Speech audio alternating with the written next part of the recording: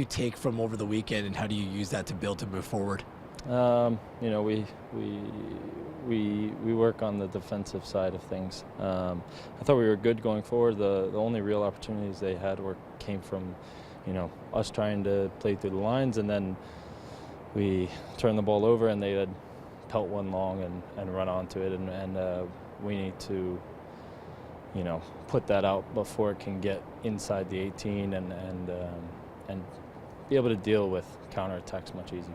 You have a great perspective, obviously, on the defensive play in front of you. How do you think that this team can improve? Is it communication, positioning? What is it exactly? Well, we need some, you know, I think we need to get some players back here, and we've seen that over the course of 3 games. A very young back line, and it's cost us. It's cost us now.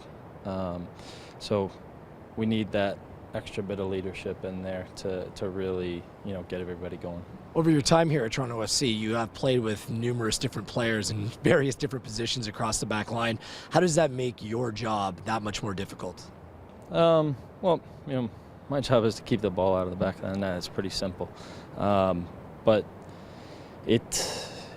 you know, you get a bunch of new players in there, and some players are more educated, less educated on the exact system that we want to play, and that information sometimes takes a bit more time to get through. But you know, it's something that we need to improve on.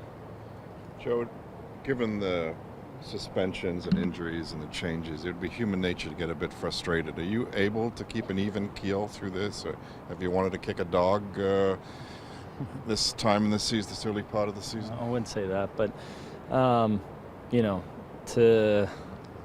it's very frustrating, especially when you lose like that in back-to-back weeks. It's not something I take very lightly, but it takes a long time to get over these kind of games. But luckily we had a couple of days off, and you just, you know, it's early, and you can't really use that excuse, because I think we've done that before at some point in TFC's history, and we have work to do. Defending is obviously a team effort. It's not just the goal in the back line. Do you feel that this team is working cohesively, defending all of the players, or is it sometimes the defense just being left a little exposed? You know, like I said, the opportunities that they had were a whole lot of counterattacks, and that to me should be something that the back line and the keeper should be able to deal with, and I didn't think we did a very good job of it. I think you lead the league in saves this season. You faced a lot of shots. How do you feel about your game so far?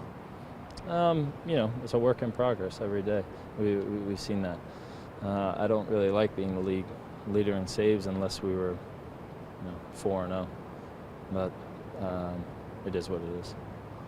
What is the cause, I guess, of the symptom where the backline concedes a goal almost immediately afterwards, and what are some of the things you can do to fix that? You know, that's if I had that answer, I don't think we'd be conceding right after we score goals. The only thing I can say is that our first job needs not to be to keep possession to play, but to keep the ball out of the net. And I think when we get that through, we won't concede.